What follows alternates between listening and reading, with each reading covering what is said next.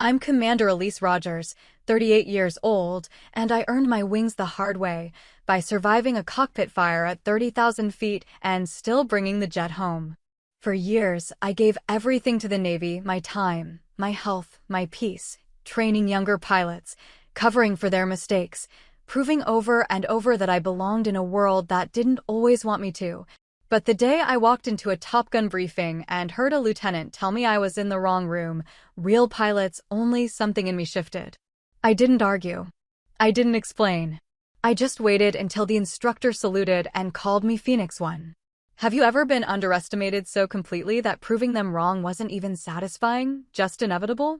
If so, tell me your story in the comments. You're not alone. Before I tell you what happened next, let me know where you're tuning in from. And if you've ever had to stand your ground and let your actions do the talking, hit that like button and subscribe, because what came after that moment changed everything. I walked through the double doors of Briefing Room 7 at 1400 hours on a Tuesday that felt like any other. The Nevada sun had bleached the tarmac white outside, and inside, the air conditioning hummed against the heat.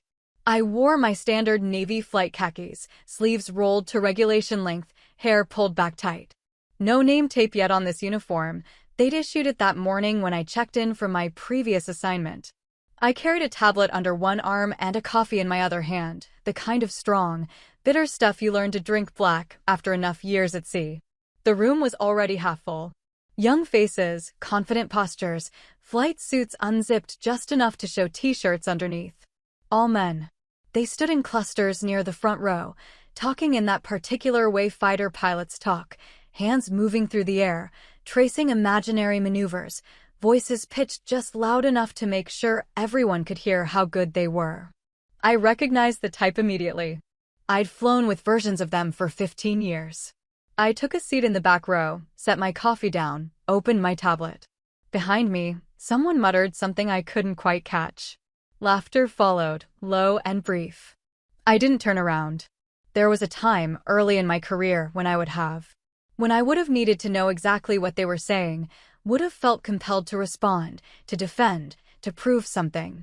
But I'd learned that the best response to men who underestimate you is to let them keep doing it until the moment it costs them something. The briefing was supposed to start at 14:30. At 14:28, a lieutenant with dark hair and wireframe glasses walked past my row, stopped, backtracked. He had his helmet bag slung over one shoulder and a call sign patch I couldn't read stitched onto his flight suit. He looked at me, then at the room number on the wall, then back at me. "You're in the wrong room, sweetheart," he said. His tone wasn't quite hostile, just confidently corrective, the way you'd redirect someone who'd gotten lost looking for the bathroom. Real pilots only. Secretaries sit outside. The conversations around us died. Heads turned. I looked up at him, let a bead of silence stretch out, just long enough to be noticeable. I was about to speak when the door at the front of the room opened. Captain David Walker entered the way he always did, shoulders back, eyes scanning the room in one efficient sweep, the kind of situational awareness you can't teach, only earn. He was older than the last time I'd seen him, grayer at the temples, but he carried himself with the same unshakable calm that had kept our squadron alive over the Persian Gulf when I was 27, and everything was on fire. He stopped mid-stride when his eyes found me. His entire posture changed, not relaxed, but sharp, formal. He came to attention and saluted. "Good to have you back, Phoenix 1, he said. His voice carried across the room like a blade. The silence that followed was the kind that has weight. I returned the salute, crisp and deliberate, the way he'd taught me a decade ago when I was a nugget pilot who didn't know how to land on a carrier deck in a crosswind. Every man in that room had gone still. The lieutenant who'd called me sweetheart had backed up 2 steps, his face cycling through confusion, recognition, and something close to panic. "Good to be back, sir," I said. Captain Walker moved to the front of the room and set his briefing materials on the podium. "Gentlemen," he said, and I noticed he didn't look at them, just started queuing up slides. "Let me introduce Commander Elise Rogers. Some of you may know her call sign, Phoenix 1. She earned it during Operation Enduring Freedom after her F/A-18 took battle damage during a strike package over Kandahar. Hydraulic failure, electrical fire, and she still put her ordnance on target before recovering to the carrier. She later commanded VFA 41, the Black Aces, through 2 deployments. She holds the Distinguished Flying Cross and the Air Medal with Valor device. She's here as a candidate evaluator for this selection cycle. He finally looked up. And she's senior to every person in this room except me. I watched their faces. Some tried to hide their reactions. Others didn't bother. The lieutenant, his name Tape Red Cruz, had gone pale. Another pilot, younger, with red hair and freckles, stared at his boots. A third, sitting near the front, met my eyes for half a second, then looked away. I understood what was happening in their heads. They were recalculating, running through everything they'd said in the past 20 minutes, wondering if I'd heard, wondering what it would cost them. Captain Walker started the briefing. It was technical, focused, the usual rundown of training objectives and evaluation criteria for the Naval Fighter Weapons School, Top Gun, though nobody called it that officially anymore. I took notes on my tablet, asked 2 clarifying questions about the syllabus timeline, and stayed quiet otherwise. When Walker dismissed the group, the pilots filed out in silence. Cruz lingered near the door, like he wanted to say something, but I didn't give him the opening. I gathered my materials and walked to the front of the room. "You didn't have to do that," I told Walker when we were alone. "Do what?" "The introduction. They would have figured it out eventually." He smiled, the kind of smile that didn't quite reach his eyes. "Eventually isn't the same as immediately. And you outrank most of the instructors here, too. They needed to know. I don't need you to fight my battles, David. I'm not fighting your battles. I'm preventing a bunch of junior officers from ending their careers before they start." He closed his laptop and looked at me straight on. "You've been gone 3 years. Things haven't changed as much as they should have." I didn't argue with him because he was right. I'd been stationed overseas, flying missions out of bases where rank mattered more than gender because everyone was too tired and too busy to care about anything except getting home alive. Coming back stateside was like stepping backward in time. "How long are you here?" he asked. 6 months, maybe longer depending on the assignment after this. "You thinking about staying in past 20? "I don't know yet." I picked up my coffee cup, found it empty, set it back down. "Depends on whether I still like the job when I'm not dodging surface-to-air missiles." He laughed at that, a short bark of sound. "Fair enough. Listen, Rogers, Elise, I'm glad you're here. We need people like you in the schoolhouse. People who've actually done the job under fire." "You mean women?" "I mean pilots who know what the hell they're doing and can teach these kids how not to die." He paused. "But yeah, women too. It matters that they see you here. Whether they know it yet or not." I left the building 20 minutes later and walked back across the base toward the bachelor officers' quarters where I was staying temporarily. The sun was lower now, the air still hot but losing its edge. I passed the flight line, rows of F divided by a -18S parked on the ramp, wings folded, canopies glinting. I'd spent half my adult life in airplanes like those, strapped into an ejection seat with a helmet on and the ocean 5 miles below. It was the only place I'd ever felt completely sure of myself, completely free of doubt. On the ground, everything was complicated. In the air, it was simple. Fly the aircraft. Complete the mission. Bring everyone home. I thought about Cruz and his comment, "Secretaries sit outside," and felt nothing. Not anger, not vindication, not even satisfaction. Just a kind of tired familiarity. I'd heard versions of that line 100 times over the years. You get used to it, or you don't, and if you don't, you leave. I'd stayed because I was good at the job and because leaving would have meant letting people like him win by default. But some days I wondered what it would have been like to choose a career where competence was assumed instead of constantly tested. My phone buzzed. A text from Walker, "Drinks later if you want to catch up properly." I sent back a thumbs-up emoji and kept walking. The air smelled like jet fuel and dust, familiar and clean in a way that made sense to me. Somewhere behind me, an aircraft engine spooled up for a test run, the sound rising and falling like breathing.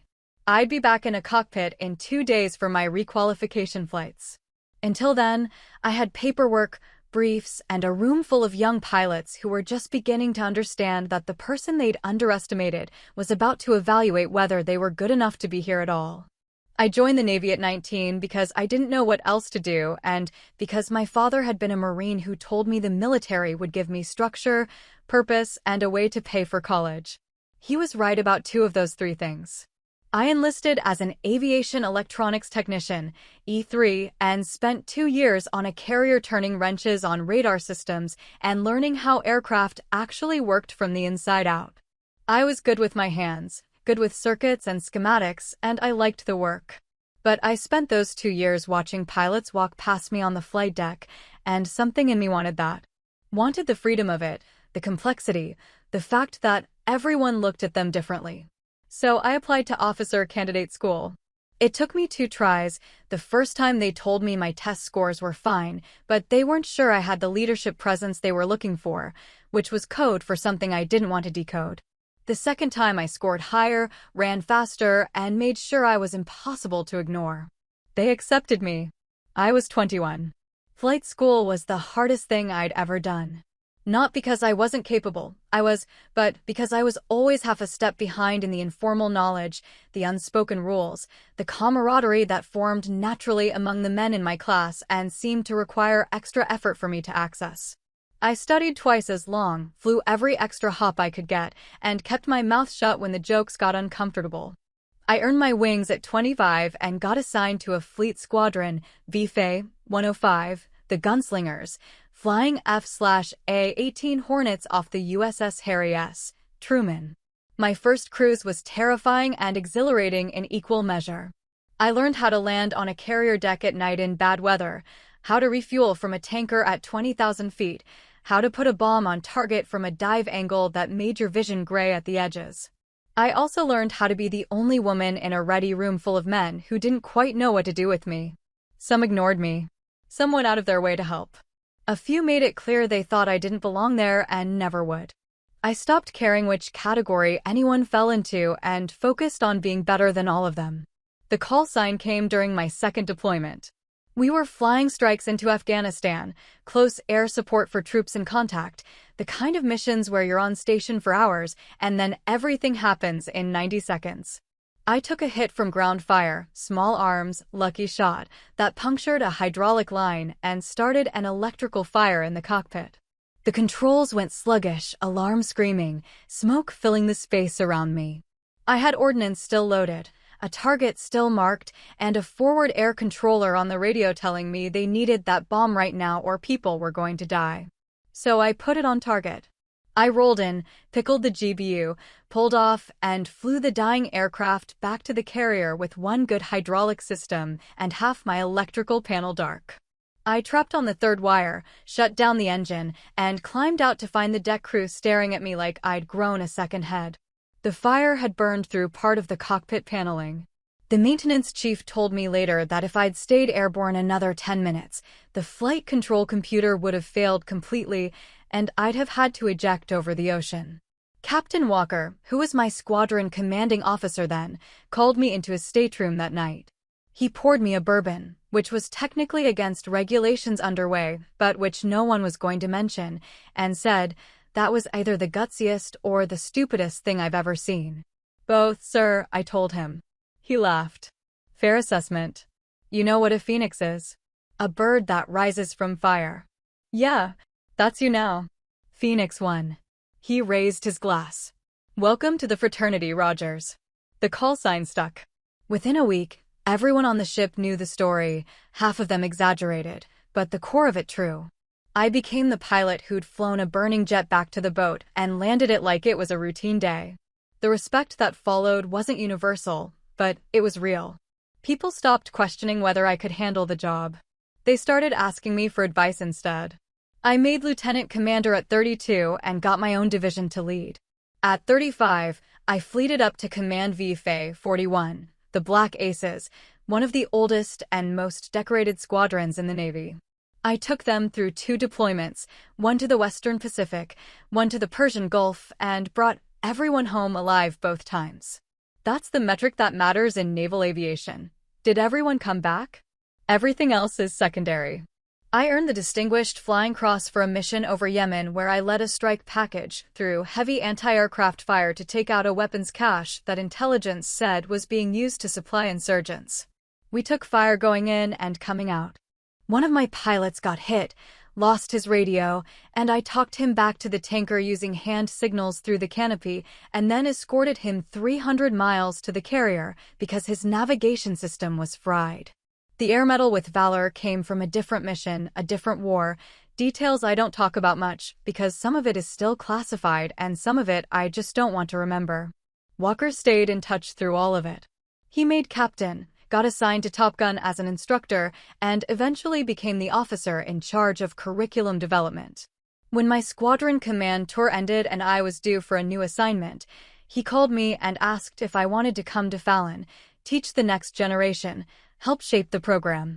I said yes because I trusted him and because I was tired of deploying and because part of me wanted to see if I could still do the job without the adrenaline. I arrived at Naval Air Station Fallon on a Monday in late September, checked into the bachelor officers' quarters, and spent the first week reading through training materials and requalifying in the aircraft. The base felt different from a carrier, more permanent, less transient, but the flight lines smelled the same, sounded the same. I flew 3 hops that week, each one sharper than the last, my hands remembering the controls like muscle memory that had never faded. It was on the second week, during that briefing in Room 7, that I realized how much the job had changed and how much it hadn't.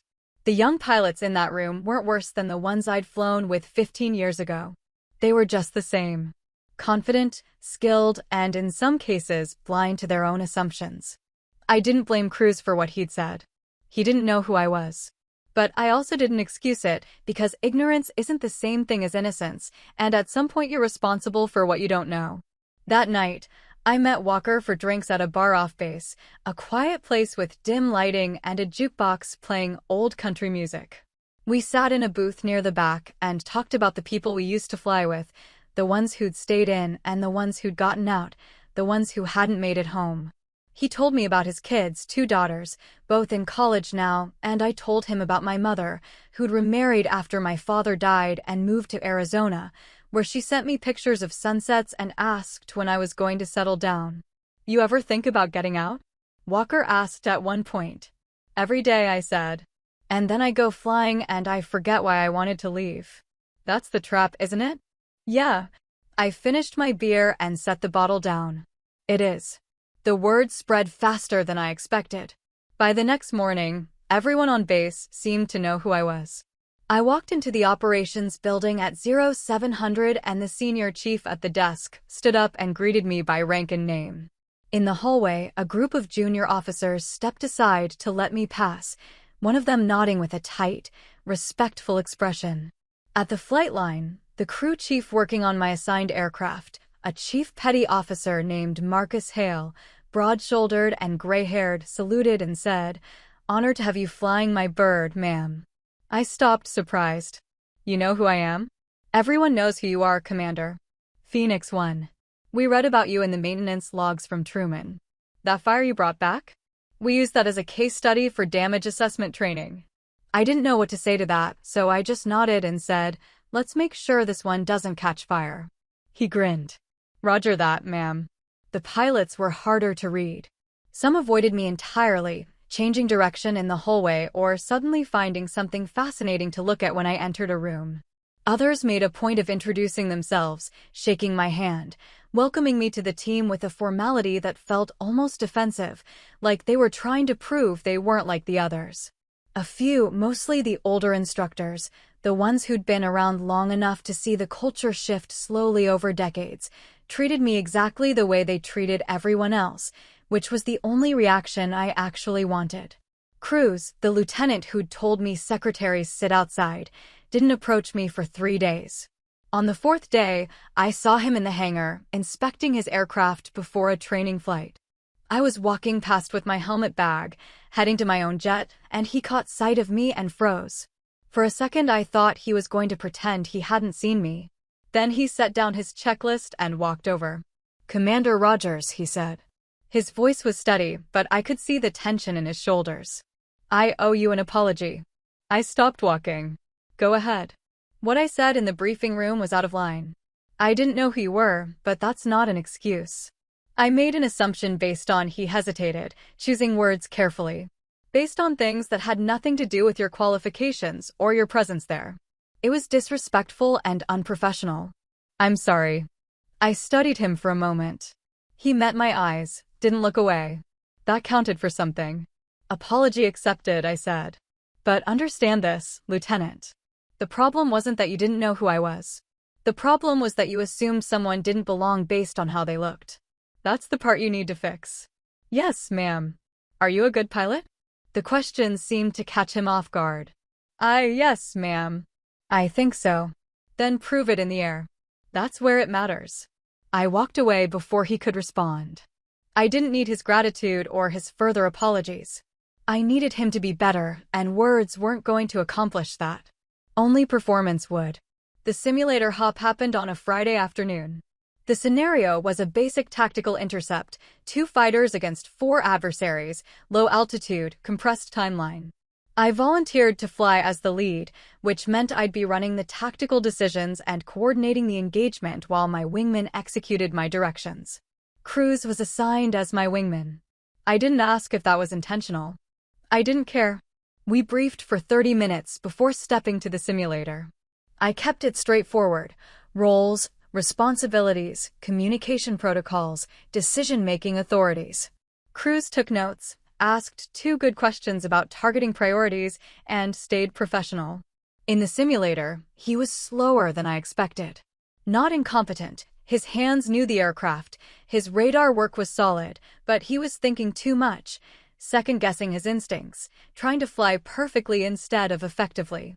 I called the initial merge, directed him to take the trailing bandit while I engaged the lead.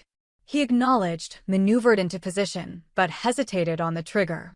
By the time he fired, his target had defensive advantages, and he ended up in a protracted engagement that burned fuel and time. I took my target, switched to support him, and ended up killing his bandit for him because he'd lost the initiative. We reset, ran it again. Same result. Third time, I let him fail completely, didn't bail him out, just watched his simulated aircraft get shot down while I handled the other 3 bandits alone. When we debriefed afterward, I kept my voice level and factual. You're overthinking, I said. You've got the skills, but you're not trusting them. You're flying like you're afraid to make a mistake. I am afraid to make a mistake, he said. Especially now. Especially with you. Why? He looked uncomfortable. Because of who you are. Your reputation. I don't want to look incompetent. Then stop trying not to look incompetent and start trying to be good. There's a difference. I leaned back in my chair. When you're in a merge, you don't have time to think about how you look. You have time to decide, execute, and adapt. That's it.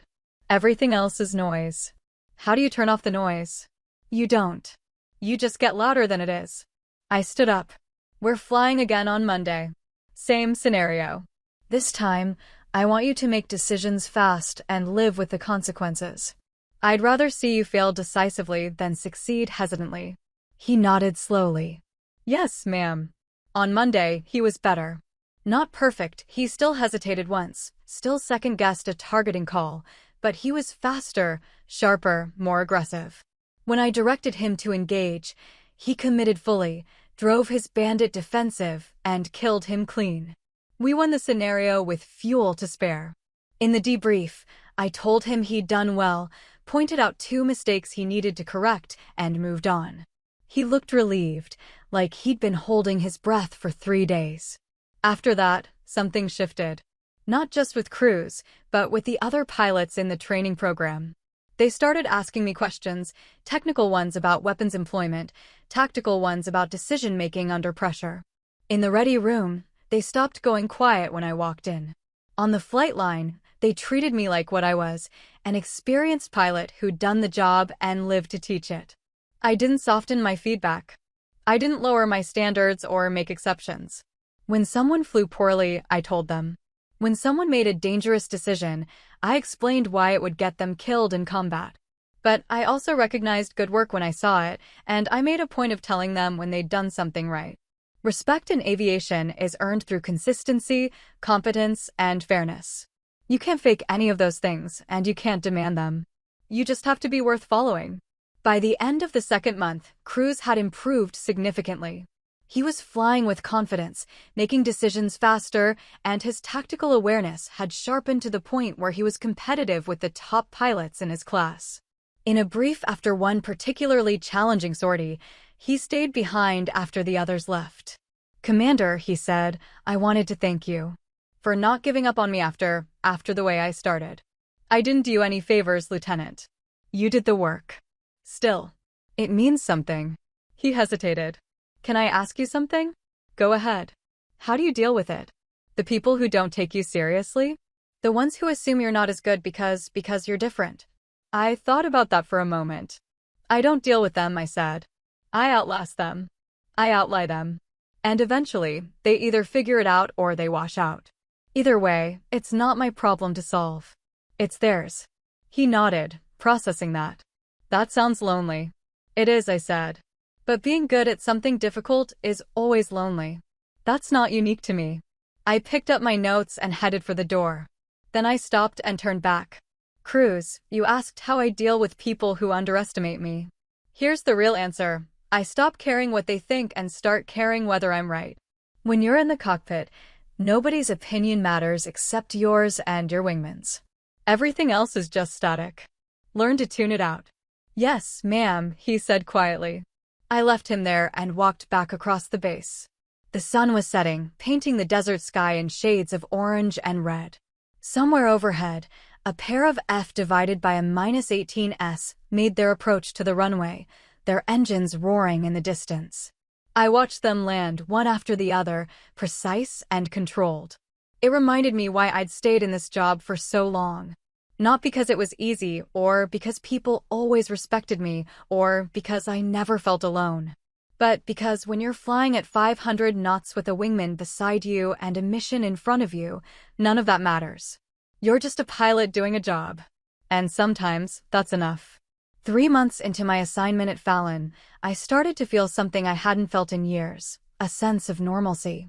Not comfort, exactly. This job was never comfortable, but a rhythm, a pattern to the days that made sense. Morning briefs at 0800, simulator hops before lunch, flight ops in the afternoon, debriefs until 1700 or later. I ate dinner at the officers' club or cooked simple meals in my temporary quarters, pasta, grilled chicken, salads from a bag. I called my mother once a week and listened to her talk about her book club and her garden. I exchanged emails with old squadron mates, the ones scattered across the fleet, some still flying and others transitioning to staff jobs or civilian life. Walker and I fell into a routine of meeting for coffee on Friday mornings before the weekend training schedule kicked in. We'd sit in his office, door closed, and talk through the week's challenges, which students were progressing, which ones were struggling, what adjustments needed to be made to the syllabus. He valued my input in a way that felt genuine, not performative. When I disagreed with him, he listened. When I was wrong, he explained why without condescension. It reminded me why I'd always respected him, even back when I was a junior officer, and he was the commanding officer who terrified everyone. One Friday, he asked me how I was really doing. Not professionally, he could see that for himself. Personally, "I'm fine," I said automatically. That's not what I asked. I set my coffee down and looked out the window at the flight line. "I don't know how to answer that question anymore, David. I've been doing this job for 15 years. I don't know who I am when I'm not doing it. That's not uncommon. I know. But it feels like it should be." I turned back to him. "I see these young pilots, crews, more, the others, and they have lives outside the squadron. Relationships, hobbies, plans for after they get out. I don't have any of that. I have this job and a handful of people I used to deploy with who I barely talk to anymore. Do you regret it?" "No. But I wonder sometimes what it cost me." He was quiet for a moment. Then he said, "You know what the hardest part of this job is? It's not the flying. It's not the danger. It's the fact that you give everything to it, and at the end, it just moves on without you. You retire or you transfer, and a week later someone else is sitting in your seat and the squadron keeps going like you were never there. That's bleak. It's honest. He leaned back in his chair. But here's the other side of it. The pilots you train, the ones you teach how to survive, they carry you with them. Maybe they don't remember your name in 20 years, but they remember what you taught them. And if that saves their life or their wingman's life, then it mattered. You mattered. I didn't have a response to that. It felt true and inadequate at the same time, like most truths about military service. Lieutenant Erin Moore was the only other woman in the training cycle. She was an F/A-18 pilot from VFA, 25, quiet and competent, the kind of officer who did her job well without needing recognition for it. We'd exchanged polite greetings in the hallway a few times, but hadn't really talked until one afternoon when she knocked on my office door and asked if I had a few minutes. Of course, I said, gesturing to the chair across from my desk. What's on your mind? She sat down, looked at her hands for a moment, then met my eyes. I wanted to ask your advice. About how to handle something. Go ahead. There's an instructor here, I won't say who's been making comments. Nothing overtly hostile, just small things. Jokes about women pilots. Suggestions that I'm only here because of diversity quotas. Comments about my appearance when I'm in my flight suit. It's not constant, but it's enough that I'm always aware of it. I felt a familiar tightness in my chest. Have you documented it? No. I don't know if I should. I don't want to be the woman who can't take a joke. I don't want to make it into a bigger thing than it is. More, listen to me. If someone is making you uncomfortable, that's already a big thing. You're not overreacting by acknowledging it. But what if I report it and nothing happens? Or worse, what if it makes me a target? I've seen how that goes. The woman who complains gets labeled difficult, emotional, unable to handle the culture.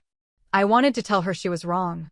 I wanted to promise her that if she reported it, the system would protect her, that the instructor would be held accountable, that it would all work out fairly. But I'd been in the Navy long enough to know that wasn't always true. Here's what I can tell you, I said. You have 3 options. 1. Document everything and report it through official channels. That's the right answer according to the book, and sometimes it works. 2. Handle it directly. Confront the instructor, tell him the behavior is unacceptable, and make it clear that if it continues, you will report it. 3. Ignore it and focus on flying better than everyone else, which is what I did for most of my career. Which one do you recommend? Honestly, I don't know anymore. I used to think option 3 was the only viable choice. Now I'm not sure that was right. I survived, but I shouldn't have had to survive. None of us should. She nodded slowly. What would you do now? If you were in my position? I'd confront him directly. I'd tell him his comments are unprofessional and unwelcome, and I'd make sure there was a witness present so it couldn't be twisted later. And if it continued, I'd document and report. But that's me, at this point in my career, with this rank and this reputation. You have to make the choice that you can live with. Thank you, ma'am, she said quietly. She left, and I sat there staring at my desk, feeling the weight of a conversation I'd had versions of a dozen times over the years. The advice I'd given her was sound, but it also felt insufficient. The fact that she had to calculate the risk of reporting harassment, had to weigh her career against her dignity, was an indictment of a system that claimed to value integrity above all else. 2 weeks later, I heard through Walker that Moore had confronted the instructor and that the behavior had stopped. I didn't ask for details. I was just glad she'd found a path forward that worked for her. In December, we flew a large force exercise, 8 aircraft, multiple target sets, complex threat environments. I led one of the divisions, with Cruz as my wingman and 2 other pilots rounding out the foreship. The brief took 90 minutes, covering everything from tanker procedures to communications protocols to abort criteria. By the time we stepped to the aircraft, everyone knew their role. The mission went better than I expected. Cruz flew solid wing, stayed in position, executed every directive without hesitation. When we hit the target area and the simulated surface-to-air threats activated, he kept his composure, employed countermeasures correctly, and stayed offensive. We put all our ordnance on target, egressed clean, and recovered to base with no issues. In the debrief, I highlighted his performance as an example of disciplined execution under pressure. Afterward, as we were walking back to the operations building, he said, "Commander, can I ask you something?" "Sure." "When you were flying combat, real combat, not training, were you ever scared?" I stopped walking and looked at him. "Every single time. But you didn't show it. Showing it doesn't help anyone. But yeah, I was scared. Fear's not the problem. The problem is letting it make your decisions for you." He thought about that. "How do you keep it from taking over?" "You focus on the task. You trust your training. And you remember that your wingman is depending on you to do your job, the same way you're depending on them. That's bigger than fear." "Did you ever lose anyone?" "Someone you were flying with." I didn't answer right away. The question had weight, and I wanted to give it the respect it deserved. "Yes," I said finally. "Twice. Both times in combat. Both times there was nothing I could have done differently." That doesn't make it easier, but it's the truth. "Do you still think about them?" "Every day." We walked the rest of the way in silence. When we reached the building, he stopped and said, "Thank you for teaching me, ma'am. I know I didn't make it easy at first." "You're doing fine, Cruz. Keep it up." That night, I sat in my quarters and pulled up old photos on my laptop, pictures from deployments, from squadrons I'd served with, from missions I'd flown. Faces I hadn't thought about in months or years. Some of them were still flying. Some had gotten out. 2 of them were gone. I closed the laptop and sat in the dark for a while, thinking about the cost of this job, the weight of carrying other people's lives in your hands every time you strapped into a cockpit. It never got lighter. You just got stronger. In late January, Cruz deployed with his squadron to the Western Pacific. I got an email from him a week after he left, brief and professional, thanking me for the training and saying he'd carry the lessons forward. I didn't reply immediately. I wasn't sure what to say, and I'd never been good at the sentimental side of mentorship. But 2 months later, I received another message, longer this time, sent from a ship-based email account with intermittent connectivity. "Commander Rogers, I wanted to write and tell you something that happened yesterday. We were flying a mission in support of a joint exercise, details I can't share, but it was complex, high-tempo, multiple threats. At one point, my flight lead got task-saturated, started making decisions too slowly, and I had to step up and take tactical control of our section. I remembered what you told me, make decisions fast and live with the consequences. So I did. I called the shot, repositioned our element, and we completed the objective without incident. Afterward, my flight lead thanked me. Said I'd kept him from making a mistake that could have compromised the mission. And I realized that I'd finally stopped flying scared. I was flying like you taught me, trusting my training, trusting my instincts, focusing on the task instead of worrying about how I looked doing it. I know I gave you every reason not to invest time in me after what I said at that first briefing. But you did anyway, and it made the difference between me being an adequate pilot and being a good one. So thank you. Not just for the tactical instruction, but for showing me what it actually means to be professional. Respectfully. LT James Vector Cruz. I read the email 3 times. Then I saved it in a folder and closed my laptop. I didn't reply. There wasn't anything I needed to say that he didn't already understand. He'd done the work. He'd become the pilot he was capable of being. That was the only response that mattered. But I thought about that email for days afterward. Thought about the fact that he'd signed it respectfully, thought about the call sign he'd earned, Vector, thought about the moment when he'd stepped up and taken control because someone needed him to. That was what this job was supposed to produce, pilots who could make hard decisions under pressure and live with the consequences. Not perfect people, just competent ones who understood the stakes. Walker asked me one afternoon if I'd heard from any of the students after they deployed. I mentioned Cruz's email without going into detail. "That's the part of this job people don't talk about," Walker said. "You spend months teaching them, then they leave, and you never really know if it mattered. Until you get a message like that. Does it make up for the rest of it?" I asked. "The politics, the bureaucracy, the people who still think we don't belong here? I don't know. Does it for you?"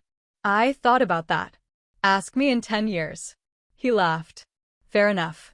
In March, I received orders for my next assignment, a staff position at the Pentagon, working on aviation readiness and training policy. It was the kind of job that meant long hours, no flying, and influence over programs that affected thousands of pilots I'd never meet. It was also the kind of job that signaled the Navy was taking me seriously as a senior officer, that they saw me as someone worth investing in for higher leadership roles. I wasn't sure how I felt about it. Part of me wanted to stay at Fallon, keep teaching, keep flying. Part of me was ready for something different, something that didn't involve strapping into an ejection seat and trusting my life to a machine. I called my mother and told her about the orders. She was thrilled. She'd always worried about me flying, had spent years picturing worst-case scenarios every time I deployed. A desk job in Washington meant I'd be safe, stable, closer to normal. "Are you happy about it?" she asked. "I don't know yet," I told her. "Ask me when I get there." I had 3 months left at Fallon. I spent them the way I'd spent the previous 6, teaching, flying, mentoring the next group of pilots who came through the program. Some of them knew who I was before they arrived. Others found out the same way crews had through a moment of surprise, recalibration, and eventual respect. I stopped trying to predict which category people would fall into. It didn't matter. What mattered was whether they could fly, whether they could lead, whether they could handle the job when it stopped being theoretical and started being real. On my last day, Walker took me to lunch off base, the same bar where we'd had drinks 6 months earlier. We sat in the same booth and ordered the same food, and for a while we just talked about nothing: sports, politics, the absurdity of military bureaucracy. Then he set down his beer and said, "You made a difference here, Elise. I know it didn't always feel like it, but you did. I just did the job." That's exactly why it mattered. You didn't make it about proving a point. You made it about being good at what you do. And that's what they needed to see. I didn't know how to respond to that, so I just nodded and finished my drink. That night, I packed my belongings into my car and drove off the base for the last time.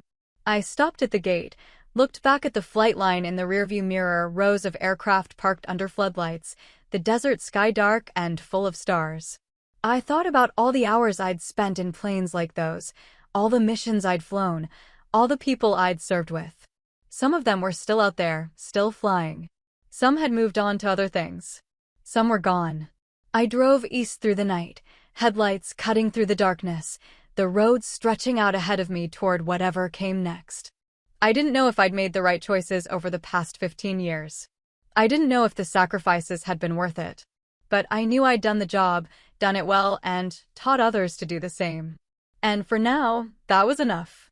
The Pentagon was exactly as bureaucratic and exhausting as I expected. I worked in a windowless office on the 3rd floor, spent my days in meetings about training syllabi and budget allocations, and went home to a small apartment in Arlington that I barely furnished because I didn't plan to stay long. The work was important. I understood that intellectually, but it lacked the immediacy of flying, the clarity of purpose that came from strapping into a cockpit and executing a mission. I kept in touch with Walker via email. He sent me updates on the program, told me about the new students, asked my opinion on syllabus changes. I appreciated the connection, the reminder that there was still a world where people flew airplanes and worried about tactics instead of PowerPoint slides. But it also made me feel distant from the job I'd spent my entire adult life doing. 6 months into the Pentagon assignment, I received a message from the Chief of Naval Personnel's office. They wanted to discuss my future career path, potential command opportunities, timelines for promotion to captain. It was the kind of meeting that could determine the next 5 years of my life. I prepared for it the way I'd prepare for a check ride, reviewed my record, anticipated questions, made sure I knew what I wanted before I walked into the room. The meeting was professional, direct. They asked if I was interested in major command, an aircraft carrier, an air wing, a significant shore installation. I said yes, because saying no would effectively end my upward trajectory, and I wasn't ready to do that yet. They asked if I was willing to accept another staff tour before that happened.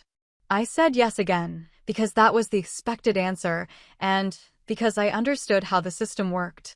Afterward, I walked through the Pentagon corridors and felt a strange sense of disconnection, like I was moving through someone else's life.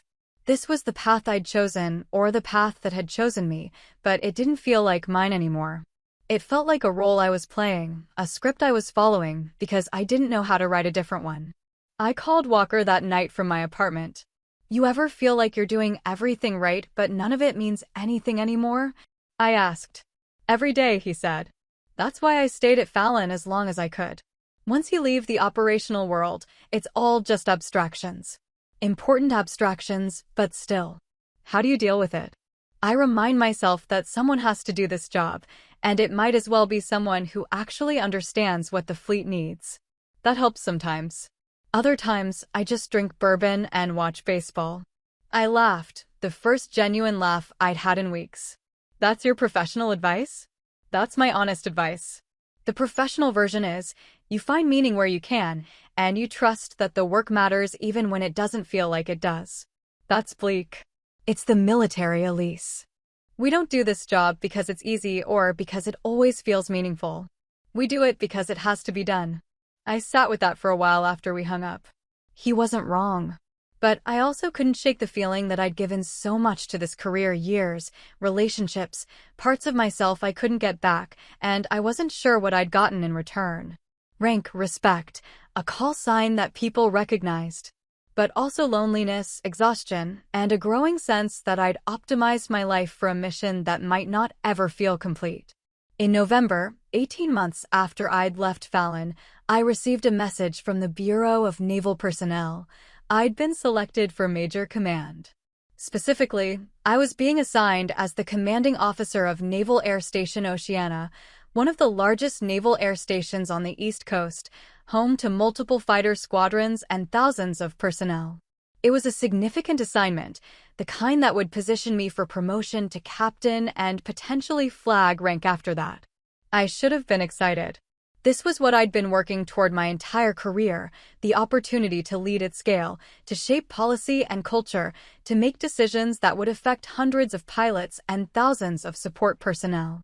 But when I read the message, all I felt was tired. I accepted the assignment because that was what you did. You didn't turn down Major Command unless you were ready to retire, and I wasn't ready for that yet.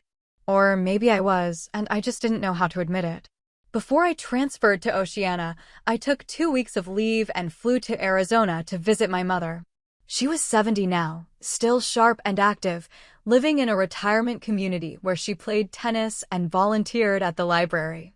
We spent the days hiking in the desert, cooking dinners together, talking about everything except the Navy. It was the most relaxed I'd felt in years. One evening, sitting on her back patio watching the sunset, she asked me if I was happy. "I'm successful," I said. "That's not what I asked." I didn't answer right away. The sky was turning purple and orange, the air cooling as the sun dropped below the horizon. "I don't know, Mom. I've spent my whole life trying to be good at this job.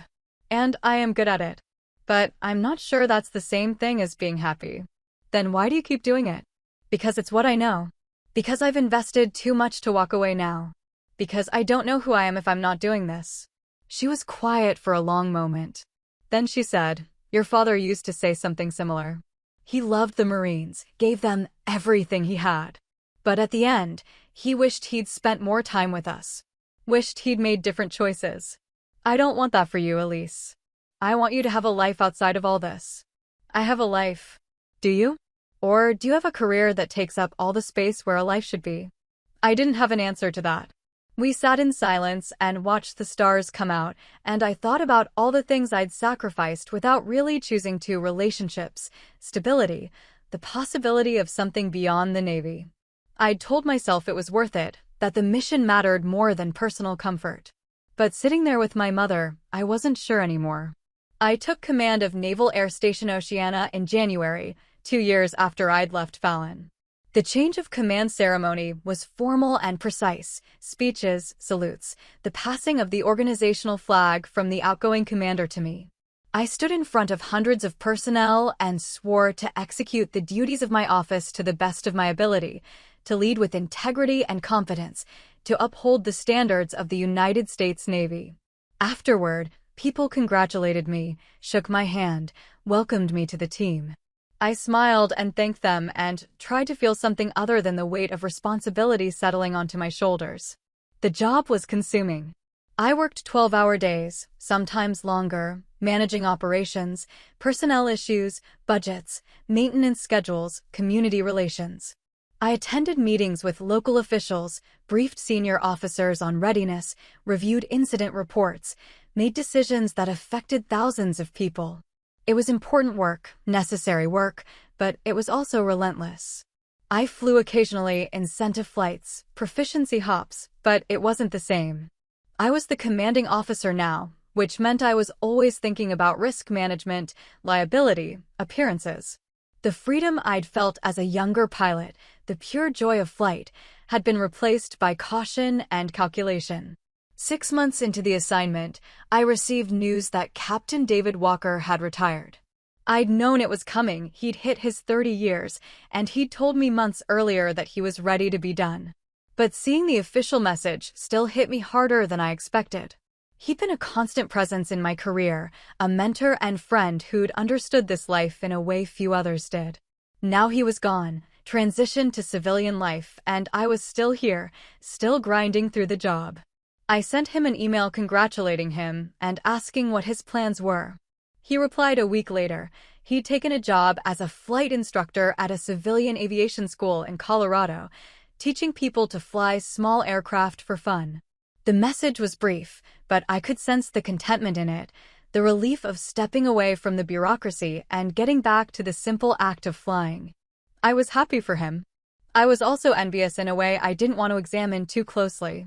The email came on a Tuesday in September, almost 3 years after I'd left Fallon. The subject line read, "Request for guest lecture, Top Gun." I opened it, curious. "Commander Rogers, we're hosting a leadership symposium at the Naval Fighter Weapons School next month, and we'd like to invite you as a guest speaker.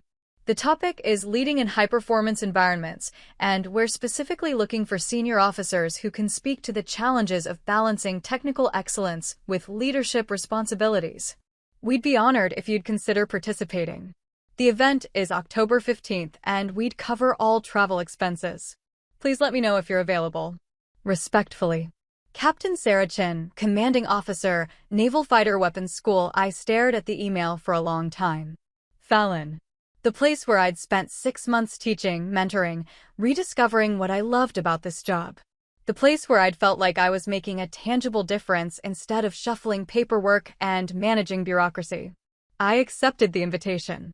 I arrived at Fallon on a Thursday afternoon, 2 days before the symposium. The base looked the same, flat desert landscape, rows of aircraft on the flight line, the mountains in the distance. I checked into the bachelor officers' quarters and spent the evening walking around, remembering what it had felt like to be here, to have a clear purpose every day. The next morning, I visited the operations building. Some of the staff recognized me, greeted me warmly. Others were new, didn't know who I was, treated me with polite formality.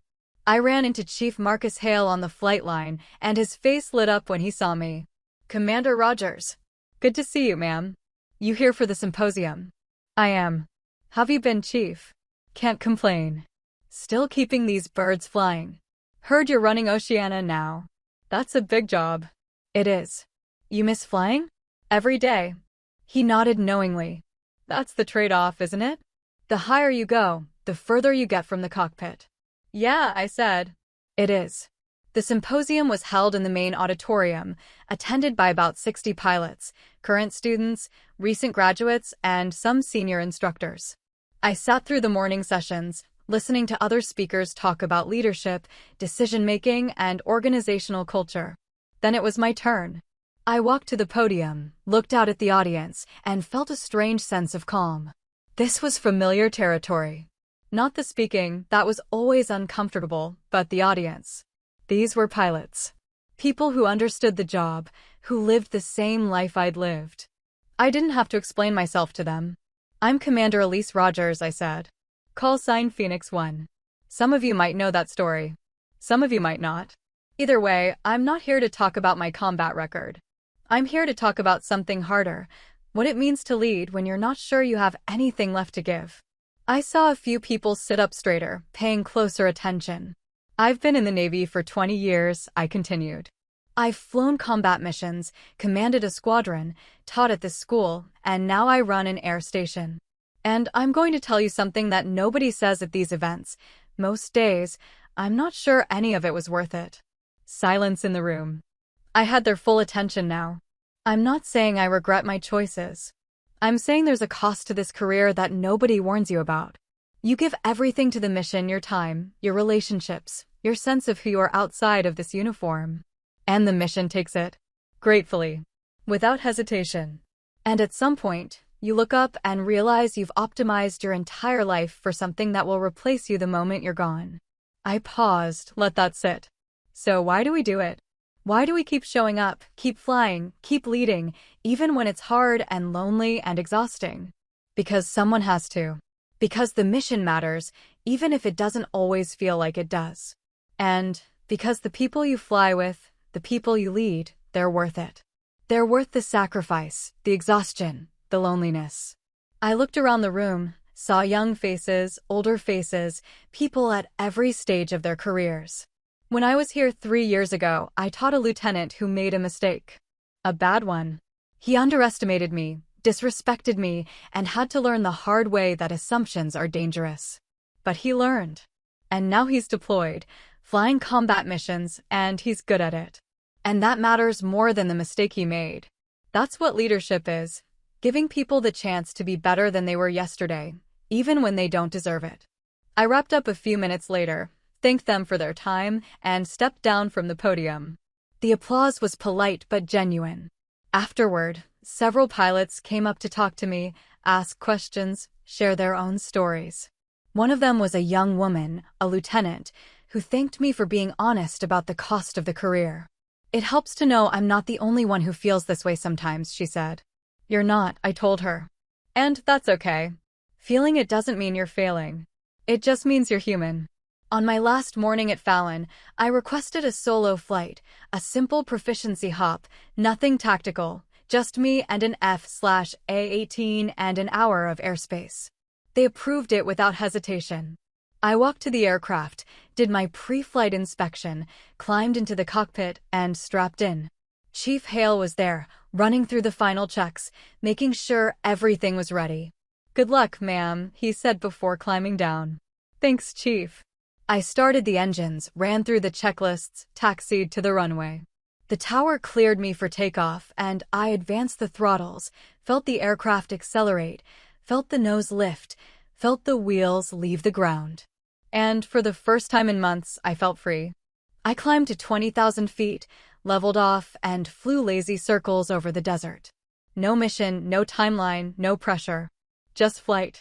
The sky was clear, the visibility unlimited, and for 30 minutes I didn't think about command or responsibility or the cost of this career.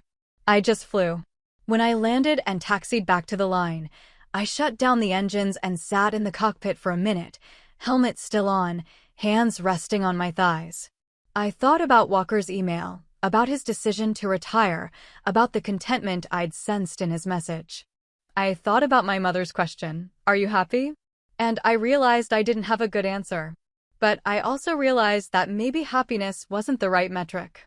Maybe what mattered was whether the work had meaning, whether it made a difference, whether it was worth showing up for even on the hard days.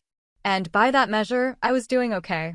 I climbed out of the cockpit, grabbed my helmet bag, and walked back to the operations building. Tomorrow, I'd fly back to Oceania, back to the job, back to the relentless grind of command. But today, I'd done something I loved, in a place that felt like home, and that was enough. 1 year later, I stood in front of a different briefing room.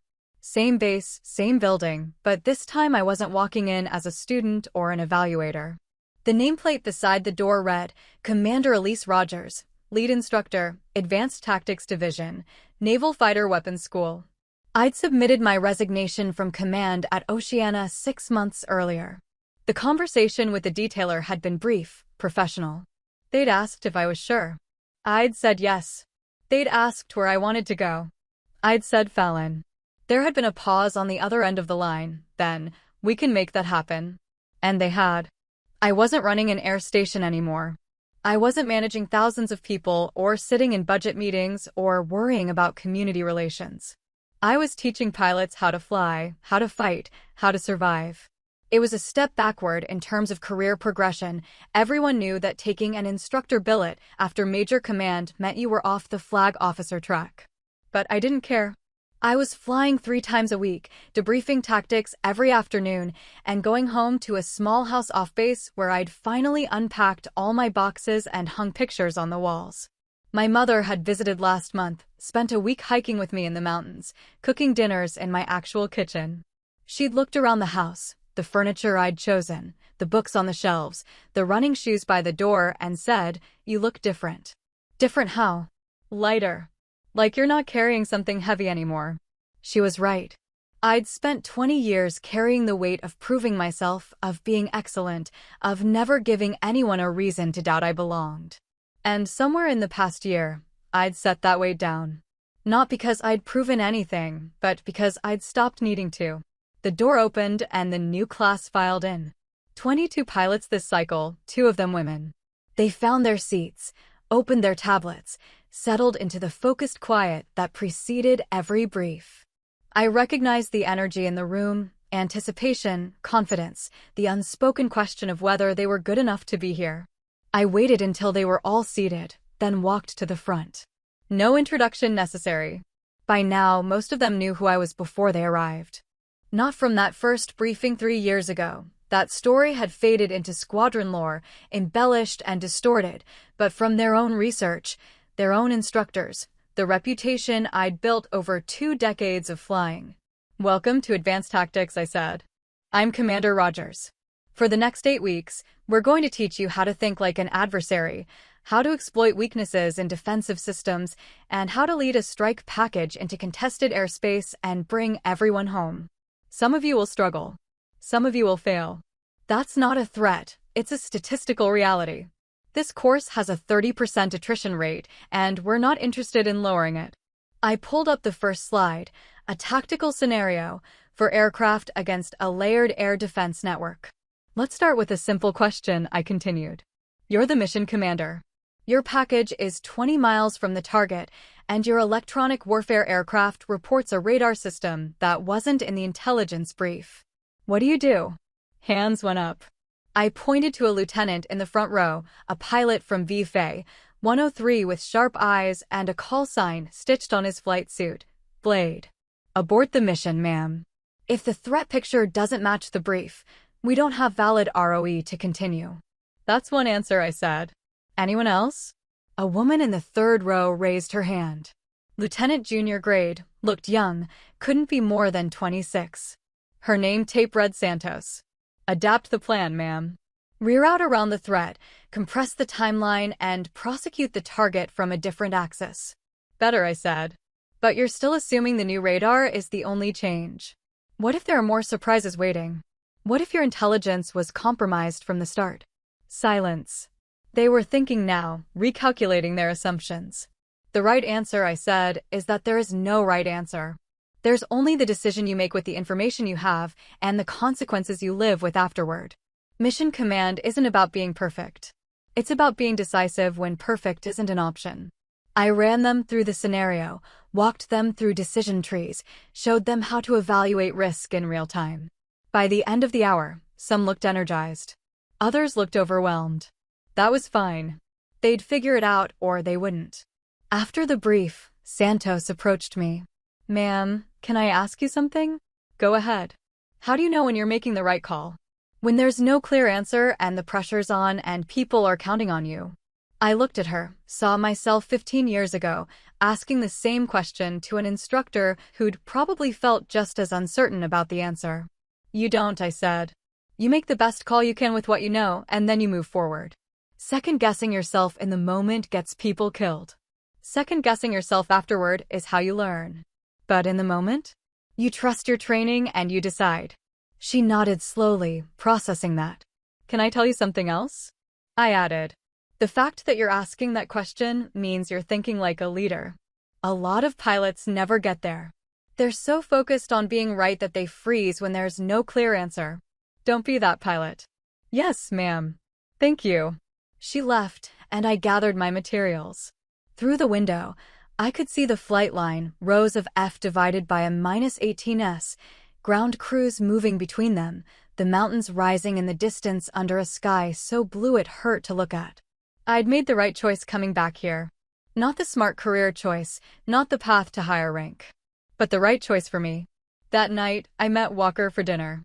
He'd driven down from Colorado, visiting the area for a reunion with old squadron mates. We sat at the same bar where we'd talked 3 years ago, ordered the same food, fell into the same comfortable rhythm of conversation. "You seem good," he said after we'd covered the usual topics. "I am. No regrets about leaving command?" "None. I did that job. It was important. But it wasn't me. This is." He smiled. "I told you years ago that the best part of this job is the people you teach. Glad you figured it out. Took me long enough." We finished our drinks and said goodbye in the parking lot. He'd head back to Colorado in the morning, back to his civilian life, his simple job teaching people to fly for fun. I'd head back to base, back to the simulators and briefs and flight line. Different paths, same underlying truth. We'd both found a way to keep doing what we loved without letting it consume us. I drove home through the desert night, windows down, cool air rushing through the car. When I pulled into my driveway, I sat for a moment before going inside, looking up at the stars scattered across the sky. Somewhere out there, pilots I'd trained were flying missions, making decisions, leading others. Maybe they remembered what I'd taught them. Maybe they didn't. Either way, I'd done my part. Inside, I changed into comfortable clothes, made tea, sat on my couch with a book I'd been meaning to read for months. No paperwork. No urgent emails. No weight of command. Just a quiet evening in a house that finally felt like home. They used to say real pilots only. Turns out that's exactly what I was. And I didn't need anyone else's validation to know it anymore. If this hit a nerve, drop Phoenix in the comments and share your take. Like, subscribe, and turn on alerts for more true stories about boundaries, leadership, and earning respect. Questions for you. Have you ever been told you didn't belong? How did you answer without saying a word? What would you have said or done to that lieutenant? Who's the mentor who changed how you lead under pressure? Where do you draw the line between proving yourself and protecting your peace? If you were in that briefing room, what moment would have changed your mind about someone you misjudged?